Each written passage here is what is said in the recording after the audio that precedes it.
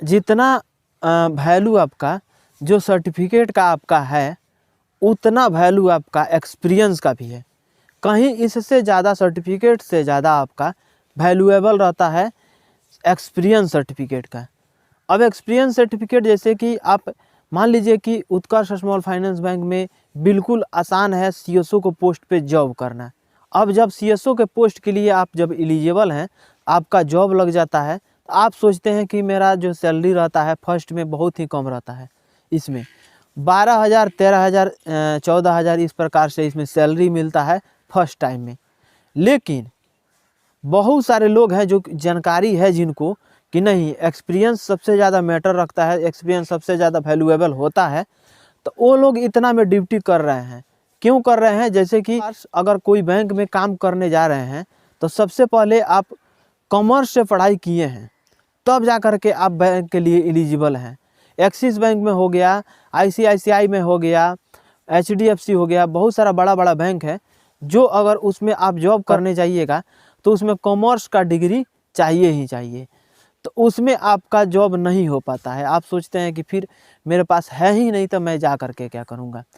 तो आपके पास अगर आर्ट से भी ग्रेजुएशन कर लिए हैं, कंप्यूटर कोर्स है, तो मेरे हिसाब से आप सीएसओ का जो पोस्ट है उसमें आपको ज्वाइन कर लेना है। उसमें ज्वाइन करने के बाद से क्या होता है, 1 साल, 1.5 साल, 2 साल, 3 साल काम कर लिए, अगर बड़ा वैकेंसी आया किसी बैंक का, कि उत्तर बिहार ग्रामीण बैंक का हो गया, जैसे सरकारी और भी बैंक है, अगर उसमें बहाली आ गया तो आपके पास जब एक्सपीरियंस सर्टिफिकेट रहेगा इस बैंक का, अब मान लीजिए फिनकेयर भी हो गया, उत्कर्ष स्मॉल फाइनेंस बैंक हो गया, स्मॉल फाइनेंसिंग बैंक हो गया, बहुत सारा स्मॉल फाइनेंस बैंक है, अगर उसका डिग्री है आपके पास, उसका एक्सपीरियंस सर्टिफिकेट है, तो अगर बड़ा बैंक में आप जा कर के उसमें अप्लाई करते हैं तो आपका बिल्कुल 100% चांस रहेगा कि उसमें आपका जॉब हो सकता है। क्योंकि सबसे ज़्यादा मैटर रखता है एक्सपीरियंस का, आपका एक्सपीरियंस सबसे ज़्यादा वैल्यूएबल होता है। अब एक्सपीरियंस में क्या होता है कि कोई भी बैंक में चले जाइए तो बैंकिंग का जो काम होता है सेम होता है, सेम प्रोसेस होता है।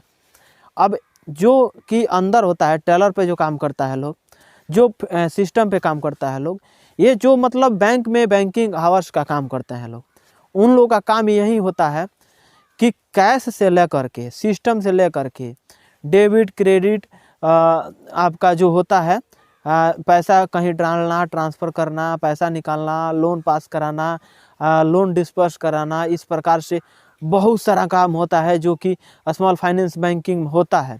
बैंकिंग और प्लस फाइनेंसिंग दोनों को हैंडल करना पड़ता है, तो ज़्यादा नॉलेज हो जाता है। अब ज़्यादा नॉलेज हो जाता है तो एक कंपनी को रिजाइन दे करके अगर दूसरे कंपनी में आप जाते हैं तो उसमें ज़्यादा वैल्यू मिलता है, प्लस में सैलरी भी ज़्यादा लगता है। कंपनी देखती है कि हाँ, इसके पास एक्सपीरियंस सर्टिफिकेट है तो इसका सैलरी अलग हिसाब से लगाया जाए। तो इस प्रकार से बहुत ही वैल्यूएबल है। तो किसी भी जॉब को आप जब ज्वाइन कर रहे हैं, मैं ये नहीं कर रहा हूँ कि फील्ड ऑफिसर का ही ज्वाइन कर लीजिए। आपके पास डिग्री है, ग्रेजुएशन कर लिए हैं, तो आपके लिए फील्ड ऑफिसर का काम नहीं है। फील्ड ऑफिसर के लिए मैं उसी आदमी को बताता हूँ जो कि इंटर लेवल पे जॉब करना चाहता है, जो कि इंटर का डिग्री है, उसके पास ड्राइविंग लाइसेंस है, उसके लिए बढ़िया है फील्ड ऑफिसर का। लेकिन आपके पास ग्रेजुएशन का लेवल का है, आप ग्रेजुएशन लेवल पे हैं, आपके पास कंप्यूटर कोर्स भी है, तो आपके लिए सीसो का ही बेस्ट रहेगा। और सारा पोस्ट है, बहुत सारा पोस्ट है। अगर अच्छा खासा नॉलेज है, जानकारी है, फाइनेंस की जानकारी है, बैंकिंग की जानकारी है, आप पढ़ाई करके कहीं से आए हैं, तो इसमें अगर अच्छा खासा नॉलेज है तो आप दूसरे पोस्ट के लिए एलिजिबल हैं, आप उसमें दूसरे पोस्ट के लिए फॉर्म अप्लाई करिए। लेकिन आपके पास कुछ भी नॉलेज है, बिल्कुल फ्रेशर हैं, तो आपके लिए सबसे बेस्ट रहेगा सीएसओ के पोस्ट के लिए। अब सीएसओ के पोस्ट के लिए बैंकिंग का टोटल काम आप जब सीख लेते हैं तो रिजाइन दे करके दूसरे काम में कर सकते हैं। अगर नहीं करना चाहते हैं, अगर यही कंपनी आपको बेस्ट लग रहा है, सैलरी दिन प्रतिदिन बढ़ता जाए, अगर 6 महीना साल भर में आपका सैलरी जो है उसमें इंक्रीज होता जाए, अदर सारा जो है बेनिफिट्स होता है, मेडिक्लेम हो गया, इंश्योरेंस हो गया, बहुत सारा सुविधा है जो कि आपको मिलता जा रहा है, तो आपको तो मन नहीं करेगा कि ये कंपनी छोड़ के दूसरे कंपनी में हम जाएं। तो एक यही कंपनी में अगर बढ़िया से काम करते हैं तो कुछ दिन के बाद आपका प्रमोशन हो जाता है ब्रांच ऑपरेशन मैनेजर के लिए, या सैलरी भी बढ़ जाता है। अगर जितना बड़े पोस्ट पे जाते जाइएगा पहुँचते जाइएगा बड़े पोस्ट पे, तो आपको क्या होता है कि आपको एक लेवल मिल जाता है और लेवल में काम नहीं करना पड़ता है, सिर्फ हैंडल करना रहता है। अब जो ब्रांच ऑपरेशन मैनेजर हो गया, ब्रांच मैनेजर डीएम हो गया, आरएम हो गया, रोम हो गया, इन लोगों का क्या काम होता है? हैंडल करना। और सबसे ज़्यादा काम क्या होता है? मेल को हैंडल करना और अपने नीचे वाले स्टाफ को हैंडल करना, कॉन्फ्रेंस करना, कॉन्फ्रेंस पे बात करके सबको कॉन्फ्रेंस पे लेकर के मीटिंग कराना, यही सब काम होता है जितने ऊपर लेवल पे जाइएगा। और नीचे लेवल पे आप हैं तो सबसे ज़्यादा काम करके देना पड़ता है।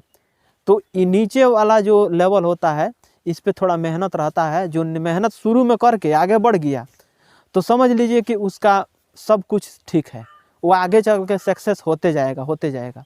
लेकिन नीचे ही आप घबरा जा रहे हैं, नीचे ही सोच रहे हैं कि नहीं बहुत मेहनत का काम है, बहुत ज़्यादा टेंशन है, मेंटली प्रेशर ज़्यादा है, तो आपसे काम नहीं होने वाला है। फिर आपका बिजनेस खुद के कर के आप अपना गुजर बसर कर सकते हैं, इसको जॉब के भूल ही जाइएगा। तो ये जानकारी अगर अच्छा लगा होगा तो कमेंट बॉक्स में कमेंट करके बताइएगा और दोस्तों के पास शेयर कर दीजिएगा, एक लाइक कर दीजिएगा। मिलेंगे नेक्स्ट वीडियो में, आज के लिए बस इतना ही। जय हिंद।